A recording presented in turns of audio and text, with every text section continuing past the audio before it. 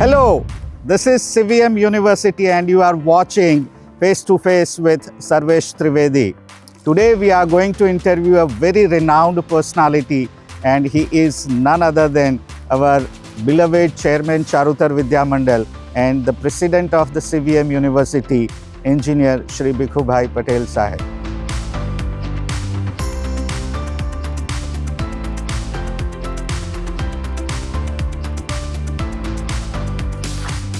Since we are shooting this interview on the Independence Day, I wish all of you a very happy Independence Day.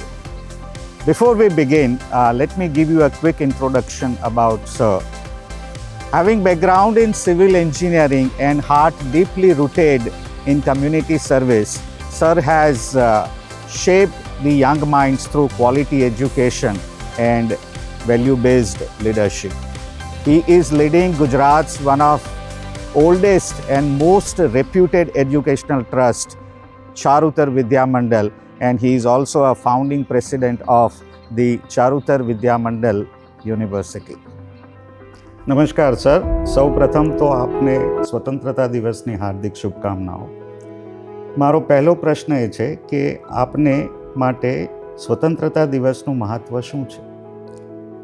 સ્વતંત્રતા દિવસ એક આપણો પર્વ છે. પર્વની સાથે સાથે આપણે એને ભાવનાઓ પણ જોડાયેલી છે અને જ્યારે આજે હું નમન કરું છું કે આપણા વીર શહીદોએ આપણને સ્વતંત્રતા અપાવી એ દેશ માટે ઘણી ઇચ્છનીય બાબત છે. સર, આપ એક કર્તવ્યનિષ્ઠ ધર્મ સંસ્કારી ખેડૂત પરિવારમાંથી આવો છો અને આજે આપ ગુજરાતના વિશાળ શૈક્ષણિક સંકુલ ચારુતર વિદ્યા મંડળના અધ્યક્ષ અને અગ્રણી યુનિવર્સિટી CVM યુનિવર્સિટીના પ્રેસિડેન્ટ તરીકે સેવા આપી રહ્યા છો. તો આપના જીવનમાં એવી ક્ષણ ક્યારે આવી જ્યારે આપને એવું લાગ્યું કે શિક્ષણ ક્ષેત્રે આપે યોગદાન આપવું જોઈએ? આ બાબતમાં આપ કંઈ કહેશો? આમ તો હું ખેડૂત પરિવારમાંથી આવું છું, પરંતુ મારા પિતાજી જે તે સમયે અમદાવાદ સેન્ટ ઝેવિયર્સમાં ભણતા હતા, પરંતુ મારા દાદાનું અવસાન થવાથી એમને ખેડૂત તરીકેની જવાબદારી સ્વીકારવી પડી ને ત્યારે જે હંમેશા અમને જણાવતા કે ધૈર્ય અને ઈમાનદારીથી જીવવાનું અને શિક્ષણ લેવાનું અને શિક્ષણ જ આપણો ઉદ્ધાર છે. ત્યાર પછીનું સ્ટેજ એવું આવ્યું કે હું જ્યારે ભણ્યો બિરલા એન્જિનિયરિંગ કોલેજમાં, પછી ડૉક્ટર HM પટેલ સાહેબે મને બોર્ડમાં લીધો. ત્યારથી મને પ્રેરણા મળી અને સ્ટેન્ડર્ડ સિન્ડિકેટમાં પણ ગયો એટલે શિક્ષણ પ્રત્યેની મારી રુચિ વધી. સર, આજે 15મી ઓગસ્ટ છે, આપણો સ્વતંત્રતા દિવસ. મને યાદ છે કે ભારત દેશ જ્યારે પૂજ્ય બાપુ મહાત્મા ગાંધીજીની પ્રેરણાથી એમના નેતૃત્વ થકી આઝાદી તરફ કૂચ કરી રહ્યો હતો, એવા જ સમયમાં સરદાર સાહેબની પ્રેરણાથી પૂજ્ય ભાઈકાકા અને પૂજ્ય ભીખાભાઈ સાહેબે આ ચારુતર વિદ્યા મંડળની સ્થાપના કરી. તો આ ચારુતર વિદ્યા મંડળનો મુખ્ય ઉદ્દેશ્ય શું હતો અને અત્યાર સુધીમાં વિદ્યા મંડળે કેટલી પ્રગતિ કરી એ બાબતે આપ જણાવશો? ચારુતર વિદ્યા મંડળની સ્થાપનાથી જ આજુબાજુના ખેડૂતોએ જે જમીન દાનમાં આપી તેનાથી ગામડાના અને અર્ધ શહેરી લોકોને સારું શિક્ષણ મળી રહે એવી ભાવનાઓ હતી અને ભાવનાઓ સાથે આગળ વધ્યા અને આ એક કર્મભૂમિ બની ગઈ, શિક્ષણનું એક હબ બની ગયું. આનાથી દેશ વિદેશમાં અનેક આપણા વિદ્યાર્થીઓ આગળ વધી ગયા અને તેમનું ભવિષ્ય ઉજળું બન્યું. સાથે સાથે ચારુતર વિદ્યા મંડળનું નામ પણ અગ્રેસર રહ્યું. જી સર, આપના પિતાશ્રી ઘણા વર્ષો સુધી બિનહરીફ સરપંચ તરીકે રહ્યા અને સેવાઓ આપી. તો શું એમણે ક્યારે આપને એવું જણાવ્યું હતું કે આપે પણ સમાજ સેવામાં જોડાવવું જોઈએ? જ્યારે સમાજ સેવાનો ઉદ્દેશ ઘરમાંથી હોય તો નેચરલ છે કે આપણા પોતામાં આવે જ. અને એમણે એમનું જીવનમાં એટલું જ કહ્યું હતું કે જીવન જીવવું આપણા માટે નહીં પણ બીજાને પણ એની મદદરૂપ થઈએ એવું જીવન જીવવું જોઈએ. એ ભાવનાથી એ આગળ વધ્યા અને એ જ ભાવનાઓ અમે જાળવી રાખી. બહુ સરસ. સર, ચારુતર વિદ્યામંડળ યુનિવર્સિટીની સ્થાપના થઈ એ પહેલાં ચારુતર વિદ્યામંડળની કોલેજોએ ખૂબ સારી એવી પ્રતિષ્ઠા પ્રાપ્ત કરી લીધી હતી. તો આ યુનિવર્સિટીની સ્થાપના પાછળનું આપનું વિઝન શું હતું? આમ તો ચારુતર વિદ્યામંડળ વર્ષોથી એક જાણીતું ટ્રસ્ટ છે અને બહુ જ સુંદર રીતે ચાલી રહ્યું છે. સરદાર પટેલ સાહેબથી માંડી ભાઈ કાકા ભીખાભાઈ સાહેબ, ડૉક્ટર એચ.એમ. પટેલ, સી.એલ. પટેલથી થકી આગળ વધ્યું. અને જ્યારે ગ્લોબલાઇઝેશનનો સમય આવ્યો ત્યારે અમે વિચાર્યું કે પરદેશ સાથે જો કઈ રીતે આપણે આગળ વધવું એના માટેનો સતત પ્રયત્ન કરી અને વિચાર્યું કે આપણે એક યુનિવર્સિટીની સ્થાપના કરવી જોઈએ. સ્થાપનાની સાથે સાથે બીજું પણ એક પાસું એવું હતું કે જ્યારે અમારે જુદી જુદી યુનિવર્સિટીની સાથે જોડાણ હતું તો એના માટે ખૂબ મહેનત કરવી પડતી. તો આ એક જ છત્રછાયામાં બધી કોલેજો આવી ગઈ, જેનાથી વહીવટીય સરળ પડે અને વિદ્યાર્થીઓને સારું જ્ઞાન પણ મળે. સર, આપે ખૂબ જ સુંદર વિઝન સાથે આ યુનિવર્સિટીની સ્થાપના કરી. તો ભવિષ્યમાં આપ ચારુતર વિદ્યામંડળ યુનિવર્સિટીને કયા સ્થાને જોવા માંગો છો? ભવિષ્યમાં ચારુતર વિદ્યામંડળ અને ચારુતર વિદ્યામંડળ યુનિવર્સિટી એક રિસર્ચ ક્ષેત્રે ઘણી જ આગળ વધે, છોકરાઓ ટેલેન્ટ પેદા થાય, વધુ ને વધુ આગળ વધે અને ઓછા ખર્ચે પણ એમને સારું ભણવાનું મળી રહે તેવો આગળનો અમારો ઉદ્દેશ્ય છે. સર, આમ તો આપનો સ્કેડ્યુલ બહુ જ બિઝી હોય છે, પણ છતાં જ્યારે પણ આપને થોડો સમય મળે, ફુરસદનો સમય મળે, તો એ સમયમાં આપ શું કરો છો? સમય આમ તો ઓછો મળે છે. જ્યારથી આ સંસ્થા સાથે જોડાયો છું ત્યારથી ફૂલ ટાઈમ બિઝી છે એ તો બધા જોઈ રહ્યા છે. પરંતુ જ્યારે સમય મળે તો હું ઘરે ટીવી પર જૂના પિક્ચર જોઉં કે જૂના ગીત સાંભળું. પરંતુ વધારે મારું મિત્ર વર્તુળો એટલું બહોળું છે કે જેનાથી એમની સાથે જઈ ચર્ચા કરી, હસી મજાક કરીને આનંદ મેળવું છું, જેથી આપણું મગજ પણ શાંત અને ફ્રેશ રહે. સર, આપે હમણાં જ ટીચિંગ ફ્રેટર્નિટી માટે ₹10 કરોડનું ક્વોલિટેટિવ રિસર્ચ માટેનું ઇન્સેન્ટિવ પોલિસીની જાહેરાત કરી અને વિદ્યાર્થીઓ માટે લગભગ ₹7 કરોડની શિષ્યવૃત્તિની જાહેરાત કરી. તો આ બાબતમાં આપ થોડું જણાવશો? આજનો સમય એવો છે કે આપણી પ્રાઇવેટ યુનિવર્સિટીને સરકાર તરફથી જ કોઈ મદદ મળતી નથી. સરકારી કોલેજો કે સરકારી યુનિવર્સિટીઓમાં તો ખૂબ બજેટ મળે છે, પરંતુ આપણા વિદ્યાર્થીઓ એનાથી વંચિત ના રહી શકે એના માટેનું એક આયોજન કર્યું છે ને સ્ટુડન્ટને પણ એનો બેનિફિટ મળે ને એ આગળ રિસર્ચ કરી શકે એના માટે પણ આયોજન છે. અને આના માટે અમારા મિત્રો તથા આપણા સીવીએમના ચાહકોએ ખૂબ દિલથી દાન કર્યું છે અને દાનનો પ્રવાસ ચાલુ રહ્યો છે કે જેથી હું વધુને વધુ આગળ શિષ્યવૃત્તિ તથા રિસર્ચમાં પૈસા આપી શકીશ. સર, આજે શિક્ષણનું વ્યાપારીકરણ થવા લાગ્યું છે, તો ચારુતર વિદ્યામંડળ અને ચારુતર વિદ્યામંડળ યુનિવર્સિટીની તમામ સંસ્થાઓમાં શૈક્ષણિક મૂલ્યો, સંસ્કાર અને ભારતીય નૈતિકતા સમાન રીતે જળવાઈ રહે એ માટે આપે શું પગલાં લીધા છે? ચારુતર વિદ્યામંડળની સ્થાપના એવા માણસોથી થઈ છે કે જેથી નૈતિક મૂલ્યો જળવાઈ રહે અને વ્યાપારીકરણ પણ ના થાય, ભ્રષ્ટાચાર ના થાય તથા વિદ્યાર્થીઓને સારામાં સારું શિક્ષણ મળે એ હંમેશા એના માટે તત્પર છે. એ લેગેસી ચાલુ છે અને ચાલુ રહી છે. આપે આપેલા બહુમૂલ્ય યોગદાન બદલ ગુજરાત સરકારે આપને ગુજરાત ગરિમા એવોર્ડ દ્વારા સન્માનિત કર્યા. તો શું આપને લાગે છે કે હવે પછી આપની જવાબદારી વધી ગઈ છે? આ એવોર્ડ મળવાનું મૂળ કારણ એ છે કે જે અત્યાર સુધી કામ જે કોઈ કર્યા હોય શિક્ષણ ક્ષેત્રે આપણે ચારુતર વિદ્યામંડળ અને યુનિવર્સિટીએ એનું મૂલ્યાંકન કરી અને સરકારે જે એવોર્ડ આપ્યો છે એને હું આભારી છું. સાથે સાથે જવાબદારી તો વધી છે, પણ એવી જવાબદારી તરીકે નહીં, પણ એક કામ કરવાની મારી વૃત્તિ છે કે જેથી કંઈક નવું આપી શકીએ શિક્ષણમાં અને સારું કરી શકીએ. સર, આપ 30થી પણ વધુ વર્ષોથી વણસોલ 27 પાટીદાર સમાજના પ્રમુખ તરીકે સેવા આપી રહ્યા છો. બરોડા કેળવણી મંડળના પ્રમુખ તરીકે પણ સેવા આપી રહ્યા છો. સરદાર પટેલ સમાજ ફેડરેશનના પ્રમુખ તરીકે પણ આપ સેવા આપી રહ્યા છો. તો આટલો બધો લાંબો સમય આપ જે કર્તવ્ય નિષ્ઠાથી સમર્પિત થઈને સેવા આપી રહ્યા છો, એની પાછળનું પ્રેરક બળ શું છે? પ્રેરક બળ તો મારા ફેમિલીમાંથી મને વારસામાં મળ્યું છે, અને એનું એક જ કારણ છે કે જે કંઈક કરવું બધાને સાથે રાખીને કરવું. સમાજમાં આજ પણ આટલા વર્ષોમાં કોઈ પણ વિખવાદ થયો નથી, અને યુનિયનોમસલી બધા જ કામો થાય છે, અને સમાજવાળા પણ આજે એની કદર કરે છે. હું કોઈ દિવસ એમને કહેતો નથી કે મારું સન્માન કરો કે આ કરો, પણ સમાજ માટે કંઈક આપવું. પટેલ સમાજમાં જોડાયેલો છું, પટેલ સમાજને આપવું.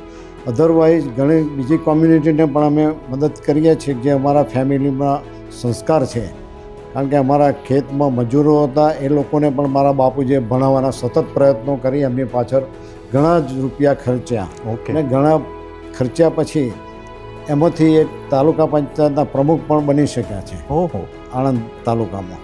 સર, આપ વલ્લભ વિદ્યાનગર સહકારી બેંકમાં સૌપ્રથમ તો ડિરેક્ટર તરીકે જોડાયા, ત્યારબાદ આપ ચેરમેન પણ બન્યા, અને આપ એથિકલ બેન્કિંગનો કોન્સેપ્ટ લાવ્યા. તો શું આપ માનો છો કે શિક્ષણ પ્રણાલીમાં પણ નૈતિક સુધારાની જરૂર છે? આમ તો બેન્કિંગ ક્ષેત્રે પહેલાં તો મારી કોઈ ઈચ્છા નહોતી જોડાવાની, પરંતુ મારા એક મિત્ર હતા,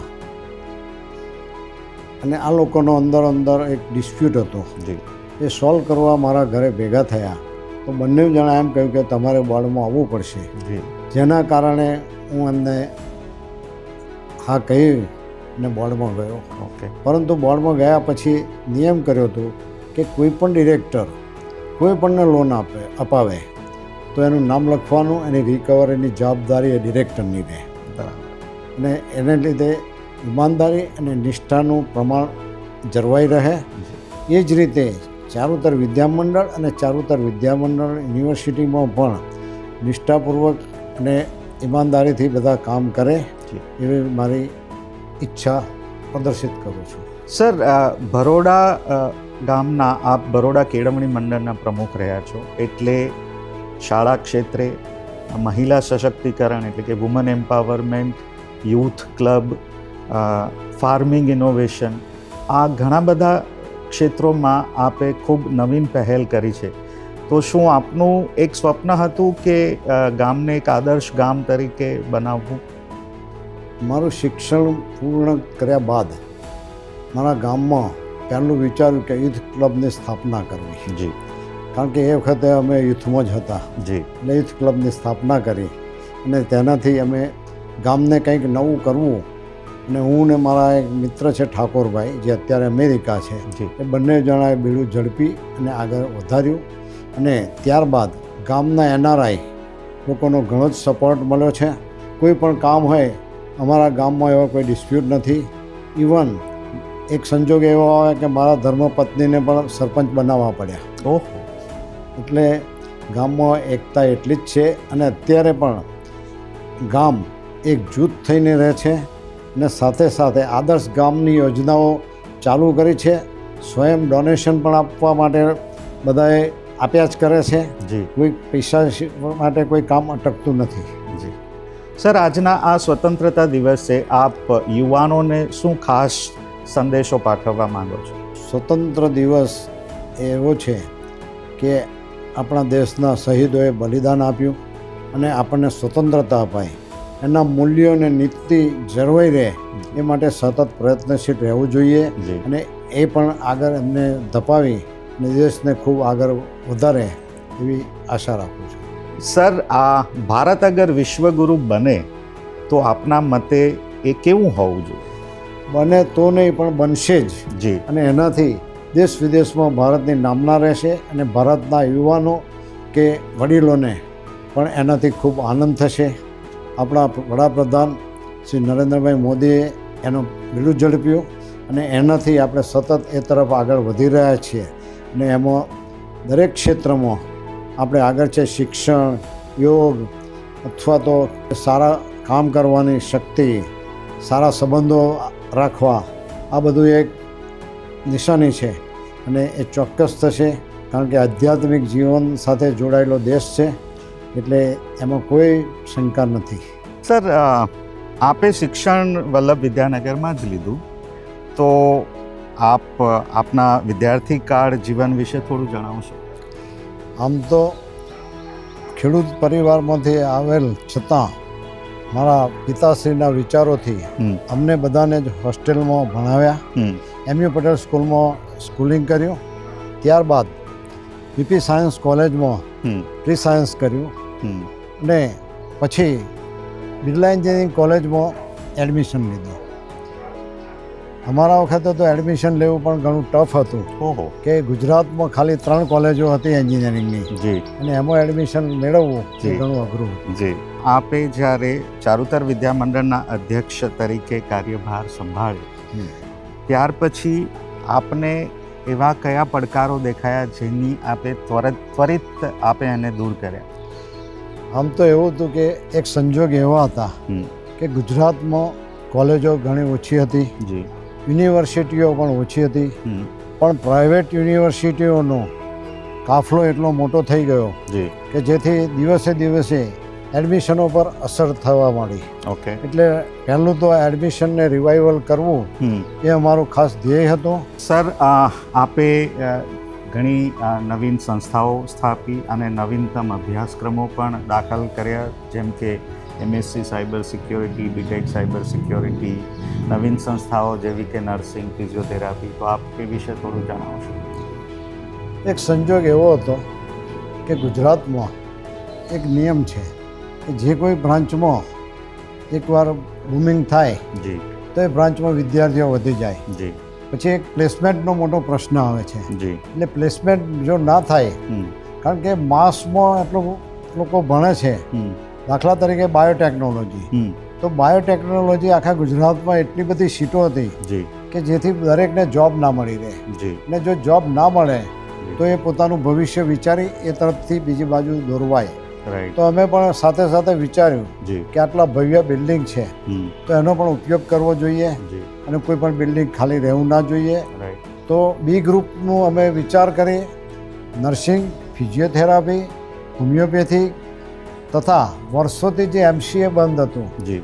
MCA રિવાઇવલ કર્યું, જી. સાયબર સિક્યોરિટી કર્યું. જી. સાથે સાથે આપણી સંસ્થામાં MBA પણ નહોતું, જી. કે જે મારું સ્વપ્ન હતું જી. એ બધા જ સ્વપ્નો પૂરા કર્યા. અને અત્યારે પણ કંઈ નવા ને નવા કોર્સીસ શું આવે છે વર્લ્ડમાં, એની સાથે અમે જોડાયેલા રહે છીએ. પરદેશમાં જવું તો પણ લોકો સાથે ચર્ચા કરું છું, અને પરદેશથી પણ હવે બધા અહીં આવશે, આપણને લેક્ચર આપશે, સાથે સાથે બીજું જ્ઞાન પણ આપશે અને પ્લેસમેન્ટ પણ આપશે. વાહ. સર, આપની પાસે ગ્રીન કાર્ડ તો છેલ્લા 30 વર્ષથી છે, પણ છતાં પરદેશમાં સ્થાયી થવાને બદલે આપે ભારત અને એમાં પણ ગુજરાત અને એમાં પણ વલ્લભ વિદ્યાનગરની કર્મભૂમિ કેમ બનાવી? આમ તો મારા બંને ભાઈઓ વર્ષોથી જ છે ત્યાં, ને જ્યારે મારા વિઝા આવ્યા તો મારા ભાઈઓને ખબર છે અને બાપુજીની પણ ઈચ્છા હતી કે ભાઈ અહીં સમાજની સેવા કરો. અને ભાઈઓને પણ એવું હતું કે તમારા બાળકોને હું સાચવીશ, ભણાવીશ અને તમે ઇન્ડિયામાં જાઓ અને શાંતિથી રહો અને સેવા કરો. ઓકે.